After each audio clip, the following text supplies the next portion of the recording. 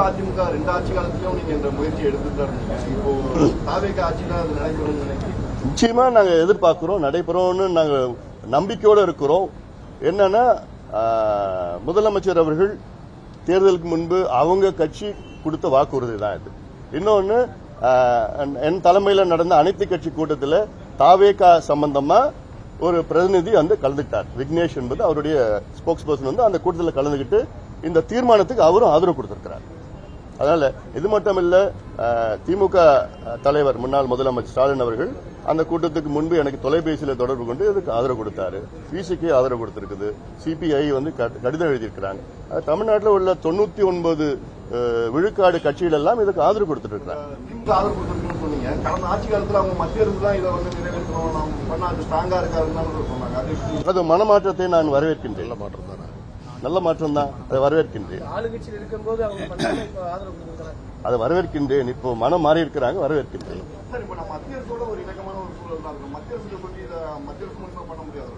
அதான் இப்ப நான் தெளிவா சொன்னேன். மத்திய அரசு செஞ்சா இது மேக்ரோ லெவல், மாநில அரசு செஞ்சாதான் மைக்ரோ லெவல். துல்லியமா ஒவ்வொரு குடும்பமும் என்ன நிலையில இருக்கிறாங்க, ஒவ்வொரு ஃபேமிலியும் என்ன நிலையில இருக்கிறாங்க, ஒவ்வொரு வீடும் எப்படி இருக்கு.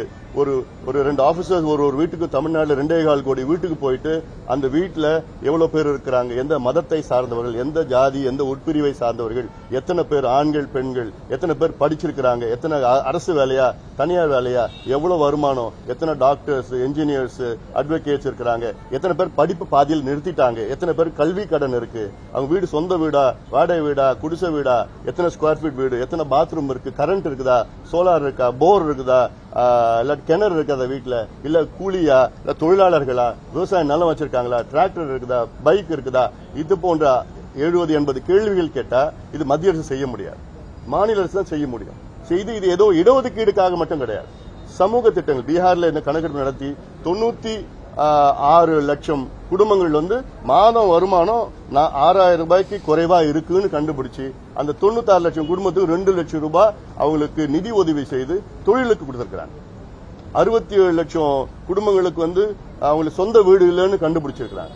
அவங்களுக்கு 67 லட்சம் குடும்பத்தை வீடு கட்டிட்டு இருக்காங்க பீகார்ல. இதுதான் சமூக நீதி. ஆக இது தரவுகள் வந்தா தானே, பழைய தரவுகள் வச்சுக்கிட்டு நம்ம ஒன்னும் பண்ண முடியாது. நிச்சயமா நீதிமன்றமே ஏத்துட்டு இருக்கு.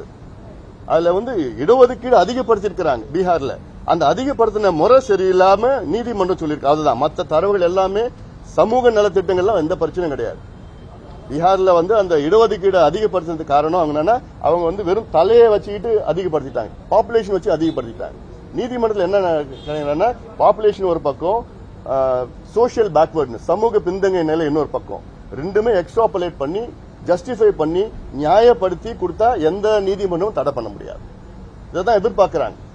அதுக்கு நம்ம மாடர்ன் கான்டெம்பரரி பர்டினன்ட் டேட்டா இது வேணும். அதுதான் மாநில அரசு தான் செய்ய முடியும்.